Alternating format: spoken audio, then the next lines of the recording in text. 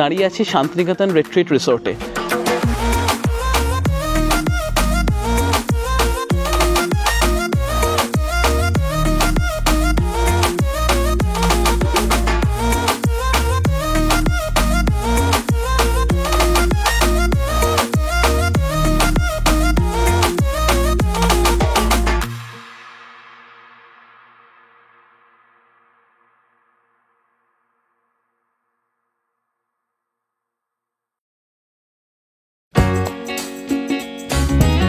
খানা বদোশের আরেকটি নতুন এপিসোডে আপনাদেরকে স্বাগত। দাঁড়িয়ে আছি শান্তিনিকেতন রিট্রিট রিসোর্টে, যা কিনা প্রান্তিকের একদমই কাছে, শোনা যাচ্ছে ট্রেনের শব্দ। আজকের এপিসোডে আপনাদেরকে ইন্টারেস্টিং কয়েকটা জায়গায় নিয়ে যাব। এক হচ্ছে কোপাই নদীর তীরে, যেখানে কিছু দারুণ ড্রোন শটস নেওয়ার ইচ্ছে আছে। তারপরে আবার এই রিসোর্টে ফিরবো, কারণ এখানে শুরু হয়ে যাবে ব্রেকফাস্ট বাফে। এরপর আমরা চলে যাব সোনাঝুরির হাট। সোনাঝুরির হাট সকাল 9টা-10টা থেকে সেট আপ চালু হয়, তারপরে পুরো কদমে। আর লাস্টে আমরা যাব হচ্ছে আমার কুটিরে, যেটা শান্তিনিকেতনে হ্যান্ডিক্রাফটসের প্রথম এবং শেষ ঠিকানা। এপিসোডটা প্রচণ্ড ইন্টারেস্টিং হতে চলেছে, তাই সবার আগে কাইন্ডলি সাবস্ক্রাইব করে নেবেন। বেরিয়ে পড়েছি শান্তিনিকেতন রিট্রিট থেকে এবং আমরা পৌঁছে গেছি হচ্ছে প্রান্তিক স্টেশনের কাছে। রেল লাইন পার হচ্ছি, আপনারা দেখতেই পাচ্ছেন। এখান থেকে আমরা যাব হচ্ছে কোপাই নদীর তীরে। আমাদের এই সফরের সর্বক্ষণের সঙ্গী হচ্ছে বৃষ্টি, যাকে খানিকক্ষণের জন্য আমরা বিদায় দিতে চাই, যাতে বেশ কিছু ড্রোন শটস পেয়ে যাই আমরা। আসুন আপনারাও আমাদের এই সফরে সঙ্গী হয়ে চলো। শান্তিনিকেতন ভ্রমণের একটা আলাদা মজা আছে এই টোটোতে। একসময় রিক্সা ছিল, যখন রিক্সা ফেজ আউট করে টোটো আসলো, তখন শান্তিনিকেতনে পুরো সমস্ত রিক্সা বদলে গিয়ে টোটো হয়ে গেল। অটো চলতো, এখন মোস্টলি ইটস টোটো। এবং যেটা বললাম, আমরা যতবারই শান্তিনিকেতনে আসি দুলালদাকে ডেকে নিই। দুলালদা একজন অত্যন্ত দক্ষ অটো চালক, এখানকার লোকাল তো বটেই, আপনাকে নানান জায়গায় গাইড করে নিয়ে যেতে পারবে। দুলালদার নাম্বার আমরা ভিডিও ডেসক্রিপশনে দিয়ে দেবো। আপনারা চাইলে যখন শান্তিনিকেতনে বা প্রান্তিকে আসবেন, ওনাকে একটু আগে ফোন করে জানিয়ে দেবেন। আমি শিওর উনি আপনাদেরকে খুব ভালো একটা শান্তিনিকেতনের ট্যুর দিতে পারবেন।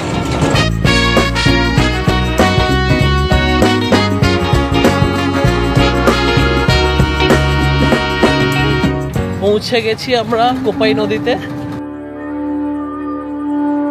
দাঁড়িয়ে আছি কোপাই নদীর তীরে। কোপাই হচ্ছে বক্রেশ্বরের একটি শাখা নদী এবং এটি বয়ে চলে বোলপুর, শান্তিনিকেতন এবং কঙ্কালীতলার ওপর দিয়ে। এমনিতে খুবই ছোট একটি নদী, কিন্তু বর্ষাকালে একেবারে বন্যা হয়ে যায়, এত পরিমাণ জল হয় সেখানে।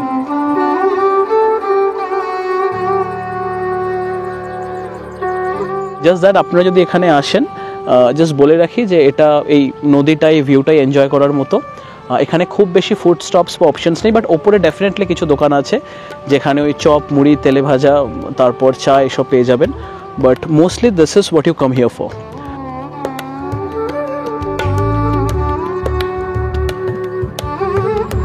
এই হচ্ছে দুলালদা। আমরা শান্তিনিকেতনে এলেই দুলালদা এবং দুলালদার টোটোকে সবসময় নিয়ে থাকে।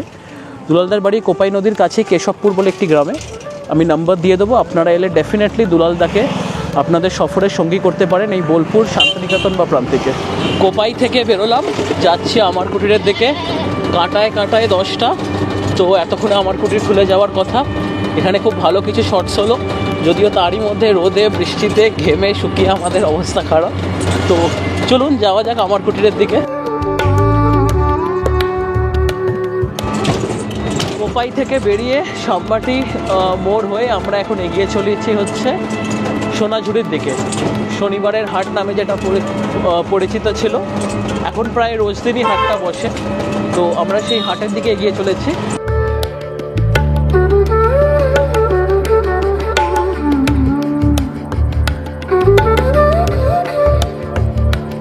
আমরা একটু থামলাম পলাশবনিতে, এখানে সোনাঝুরি গাছের বা সোনাঝুরি ফরেস্ট এরিয়াতে। তো এখানে প্রচুর সিনেমা, সিরিয়ালের শুটিং হয়ে থাকে।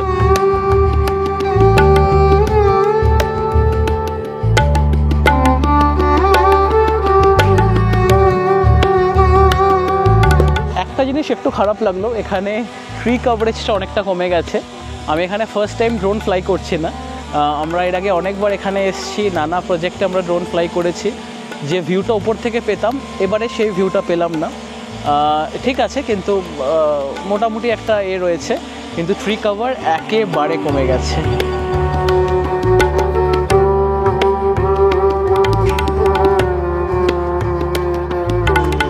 পৌঁছে গেলাম সোনাঝুরির হাট এবং দেখতেই পাচ্ছেন পেছনে হাট সেট আপ হচ্ছে, কারণ আমরা একটু আগে এসেছি যেটা বলেছিলাম।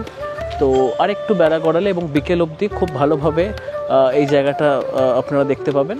আর এখানে জেনারেলি পাওয়া যায় হচ্ছে হ্যান্ডিক্রাফটস পাওয়া যায়, পাঞ্জাবি পাওয়া যায়, আমার এই পাঞ্জাবিটা এখান থেকেই নেওয়া, তারপরে শাড়ি, আরও ড্রেস মেটেরিয়াল, তারপরে এবং টুকটাক খাওয়া দাওয়ারের ব্যবস্থা আছে, কদবেল মাখা, দই ফই, এসব কচুরি এসব তো করে এবং খুব হোমমেড স্টাইলে ব্যাপারটা ঘটে।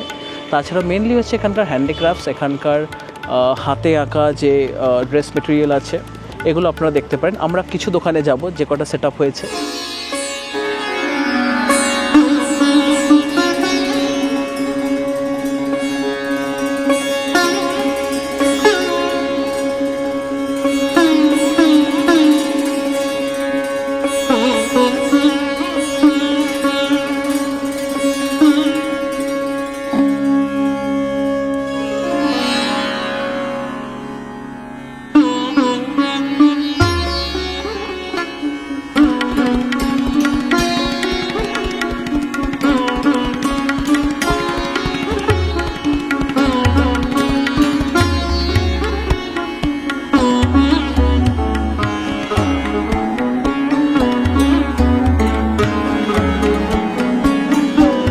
This a typical feature of this fair, যেখানে এইভাবে গাড়িতে এনে জিনিসপত্র সাজানো হয়, প্রত্যেক দিন আবার ফেরত নিয়ে চলে যাওয়া হয়।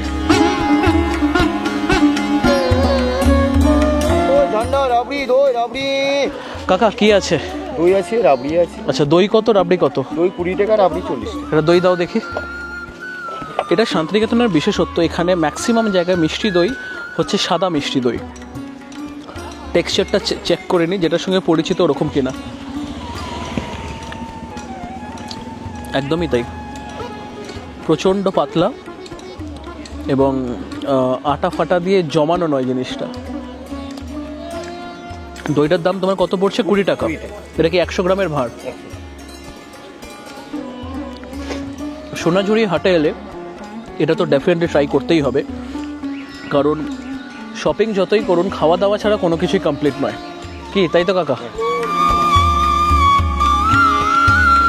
আচ্ছা, এই হচ্ছে রাবড়ি। রাবড়ি কত? 40। একটু ট্রাই করে দেখা যাক।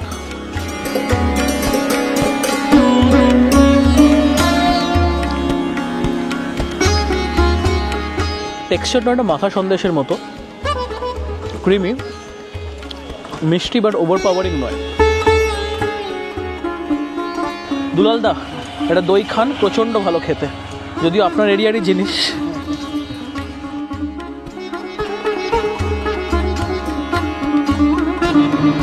সোনাঝুরি হাট থেকে বেরিয়ে সুরুল রোড ধরে আমরা এগোচ্ছি আমার কুটির দিকে। প্রশ্ন হচ্ছে একটা, শান্তিনিকেতনে মানে প্রত্যেক কোনায় কোনায় পাওয়া যায় হ্যান্ডিক্রাফটস, তো আমার কুটির কেন? এটা হলে আপনাদেরকে একটু ইতিহাসের কথা বলতে হয়। আমার কুটির কিন্তু ঠিক আর একটা হ্যান্ডিক্রাফটসের জায়গা নয়। আমার কুটির এমন একটা জায়গা যার সাথে ইতিহাস বা আমাদের স্বাধীনতার ইতিহাস মানে একেবারে ডিরেক্টলি রিলেটেড। রবীন্দ্রনাথ ঠাকুর মহাত্মা গান্ধীকে ইনভিটেশন জানান 1922 সাল নাগাদ, যখন উনি কারাবাস থেকে ছাড়া পান। উনি এখানে আসেন, আসার পরে সুসেন মুখার্জি বলে একজনের সাথে তার পরিচয় হয়, যিনি কিনা মোটামুটি রামকৃষ্ণের আদর্শে বড় হয়েছিলেন এবং উনি নিজেও একজন রেভলিউশনারি ছিলেন। তো সেই সময় 1922 সালে ওনাদের এই ইনসেপশনটা আসে বা ওনার এই আইডিয়াটা আসে আমার কুটির বানানো, যেখানে ছাপা কাজ, হাতের নানা রকম কাজ, চামড়ার কাজ তৈরি হয়। এবং আমার কুটির শুধুমাত্র সেই সময় একটি হস্তশিল্প কেন্দ্র বা হ্যান্ডিক্রাফটস এরিয়া ছিল তা না, ওটা যারা স্বাধীনতা সংগ্রামী ছিল তাদেরও একদম সেফ হাউস ছিল। তারপরে সময় বদলেছে, 1930 সালে ব্রিটিশ তাকে গ্রেপ্তার করে, কিন্তু আমার কুটির রয়ে গেছে, সেই পারপাস এখনও রয়ে গেছে।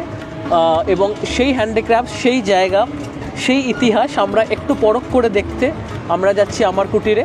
চলে এসেছি লালমাটির রাস্তায়, আর খানিকক্ষণের মধ্যেই পৌঁছে যাব। ওরে সব লোকে কই লালন কি জাত এই সংসারে, সব লোকে কই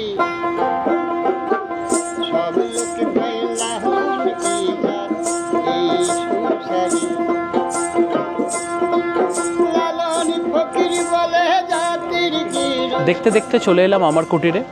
ঢুকতেই খুব সুন্দর একটা বাউল গান আমরা পেলাম। আর এরপরে আমরা ঢুকে যাব হচ্ছে এক্সিবিশনের যে মেন জায়গা, যেখান থেকে আপনারা বেছে নিতে পারবেন আপনাদের পছন্দের হস্তশিল্পর কাজ। আর এর সাথে সাথে এখানে একটা ক্যান্টিন আছে, যেখানে ব্রেড, টোস্ট, চাউমিন ইত্যাদি ইত্যাদি পাওয়া যায়।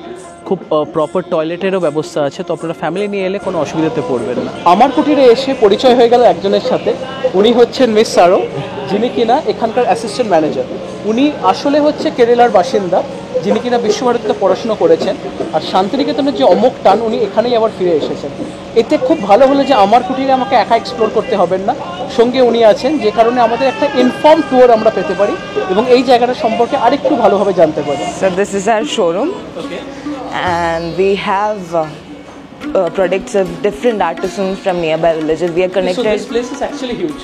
It's very huge. We have our products from our leather factory. We have a leather factory here. Right. We have a batik unit there, and also we have products from different artisans from almost 60 to 65 villages that are connected to Amarkoti, nearby and far away. 60 থেকে 65টা গ্রাম আমার কুটির এবং তার আশপাশ থেকে জিনিস এখানে source করা হচ্ছে। এখানে লেদার ইউনিট আছে, এখানে একটা বাটিক ইউনিট আছে, and this That's it. And we have like 1,500 artisans directly connected with us. 1,500 আর্টিসানস যারা একসাথে এখানে ডিরেক্টলি জুড়ে আছে আমার কুটির সাথে। আমরা জায়গাটা একটা ছোট ট্যুর করে নেব, আপনাদেরকে দেখাবো যে এখান থেকে আপনারা এসে কি কি সংগ্রহ করতে পারেন।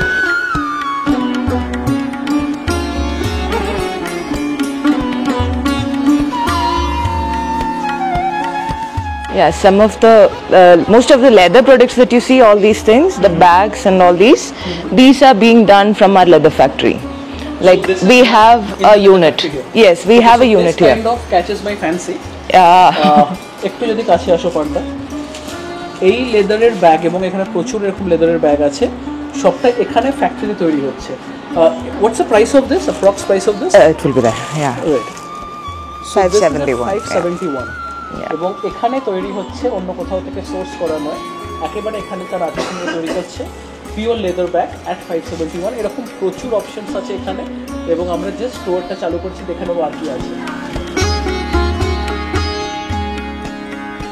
So we have a batik unit here, and we have almost people working for 30 years. Like imagine an artisan, a master craft person working on the same art for 30 years, 30 years. Right. And these are the sarees. That's a long time. That's a very long time. Right. It's the most part of a person's life. Right. So this is one of those sarees So that this is a batik print? it's a batik print that's Achha, made ei from batik- our batik unit. আমার কুটির আরেকটা বড় section হচ্ছে ডোকরার কাজ। ডোকরার কাজ কি, কেন important, এবং এখানে কীরকম কালেকশন আছে আমরা একটু ম্যামের থেকে জেনে নেবো।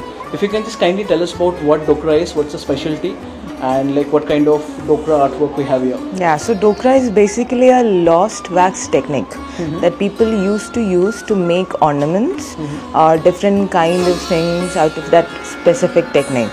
So if you go through the dokra collection, the main motive of most of the dokra pieces we have here is tribal. Okay. It is inspired from tribal motives.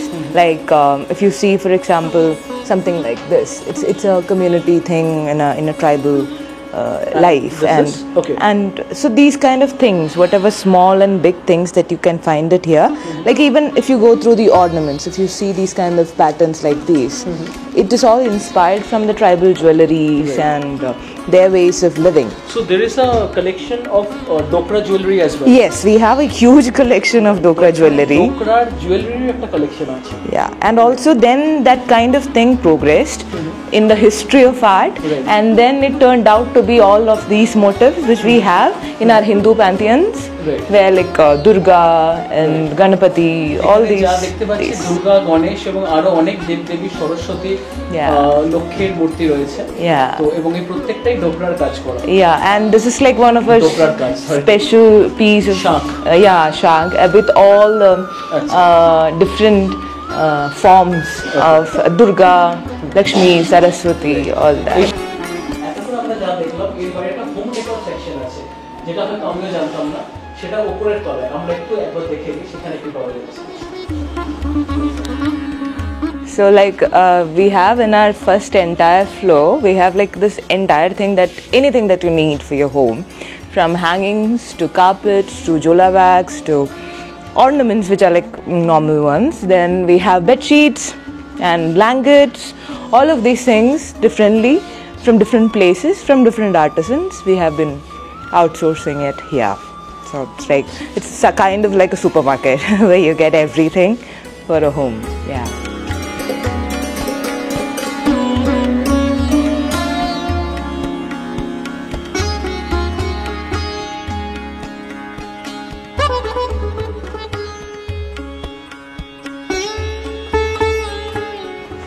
অনেক কিছুর মধ্যে এখানে কাঠের কিছু জিনিস নজর কাড়লো, যেমন এই রিক্সাটা, এর প্রাইস হচ্ছে অ্যারাউন্ড 630, কিন্তু এর যে ক্রাফটসম্যানশিপ এর ওপরে বোধহয় দাম বসানো যায় না।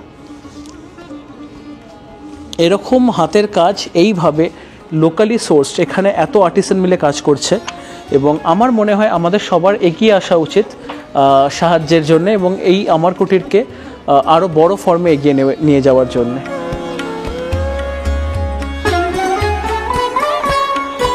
This is also a favorite spot of people, whoever that comes here in Amarkoti, because we have like a really nice collection on bed sheets, curtains, pillow covers with all this kanta work and stuff, which is like very intricate works that we have got, and even we have batik. কাঁথা stitch রয়েছে, batik রয়েছে, পর্দার কাপড় থেকে শুরু করে শাড়ি থেকে মাথা থেকে, এগুলো কি কাঁথা, right? Yeah. And this thing that you have in Bengali culture, and most of the times when we have vendors, we have that thing, that heavy, really big blankets that you use. Right. What do you call it in Bangla? Balaposh? Yeah, I think so. So something of that sort. This is Balaposh, I think. Balaposh, yeah, that are the things. And I really like the patches that they have tried to mix together. It's like something that is very unique to Shantiniketan. Yeah, and I think it has also this thing to do with the Baul history, like all the patches that you see, this kind of reminds of the jackets that the Baul dadas wear. Like, and even that patches had a history that they were like people who were like, never buying anything on their own. So they used to just use the bits and pieces of the clothes that they have, and they would just patch it together and make a jacket out of it for the windows. So it's kind of like inspired from that. এইটা হচ্ছে আমার কুটিরের canteen section. Leather যেখানে তৈরি হচ্ছে ওখানে একটা proper লাঞ্চের জায়গাও রয়েছে, and this is basically snacks counter, যেখানে স্যান্ডউইচ, রোল এসব পাওয়া যায়। এখানে কিছু ইন্টারেস্টিং জিনিস আছে, যেমন তিলের পকোড়া, বড়ি এবং নানা রকম আচার এবং চাল,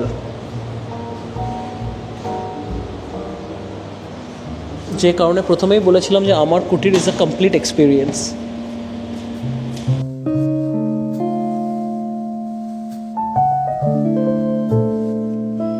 ট্রাভেল বা ভ্রমণের এটাই বোধহয় সব থেকে আনন্দদায়ক অভিজ্ঞতা। এখানে পরিচয় হয়ে গেল এমন একজনের সাথে যে বাংলার নয়, কেরালার, কিন্তু এখানে সে একেবারেই মানিয়ে গুছিয়ে জায়গাটাকে নিজের করে রয়েছে, এবং তার সঙ্গে দেখা হলো বলেই বোধহয় এত সুন্দর করে আমার কুটিরটাকে দেখাতে পারলাম। তবে বিশ্বাস করুন, এটা মোটামুটি 50% আমরা কভার করেছি। জায়গাটা এর থেকে অনেক বেশি বড়, আরও অনেক কিছু দেখানোর আছে, পরে হয়তো আমরা আবারও এখানে ফিরে আসবো।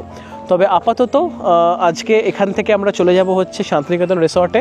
আমরা বলেছিলাম আপনাদেরকে ব্রেকফাস্ট দেখাবো, ঘড়িতে বেজে গেছে 1টা। সত্যি জানি না ব্রেকফাস্টটা দেখাতে পারবো কি না, কিন্তু চলুন ফিরতে হবে, ওখানে গিয়ে আবার কথা হচ্ছে।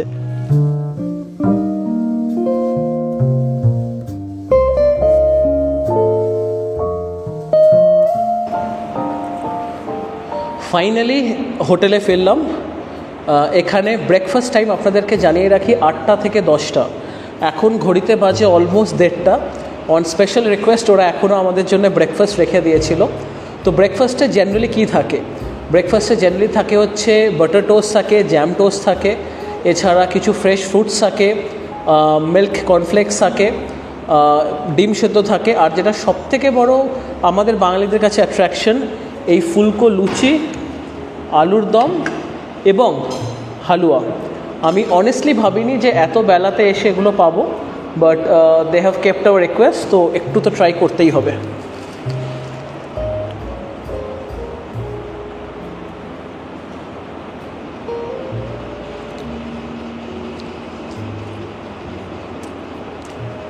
বেস্ট পার্ট, এরা কাঁচা লঙ্কা দিয়েছে।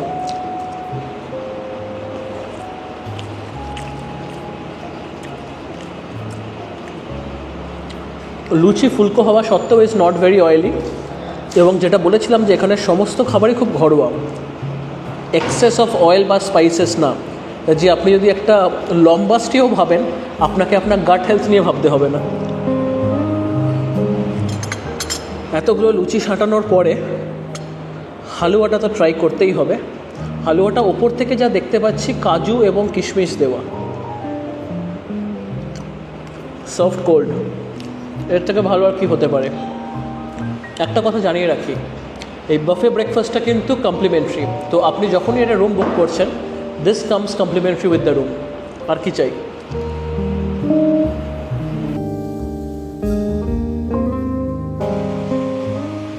এতক্ষণ আমাদের সঙ্গে থাকার জন্য অনেক ধন্যবাদ। এপিসোডটা যদি ভালো লেগে থাকে ডেফিনেটলি সাবস্ক্রাইব করে দেবেন, আর তার সাথে সাথে যদি কোনো মন্তব্য থাকে বা আপনারা জানাতে চান যে আর কোন কোন জায়গা আপনারা চান কি আমরা কভার করি, সেটা ডেফিনেটলি আমাদের কমেন্ট সেকশনে জানাবেন। লাইক এবং শেয়ার করতে ভুলবেন না, কারণ এত খাটাখাটনি 2টোর সময় ব্রেকফাস্ট কমপ্লিট করা শুধুমাত্র আপনাদের জন্যে। অতএব ভালো থাকবেন, সুস্থ থাকবেন, খানাবাদশের সঙ্গে থাকবেন। দেখা হচ্ছে পরের এপিসোডে অন্য কোনো জায়গায় অন্য কিছুর সন্ধান নিয়ে। নমস্কার।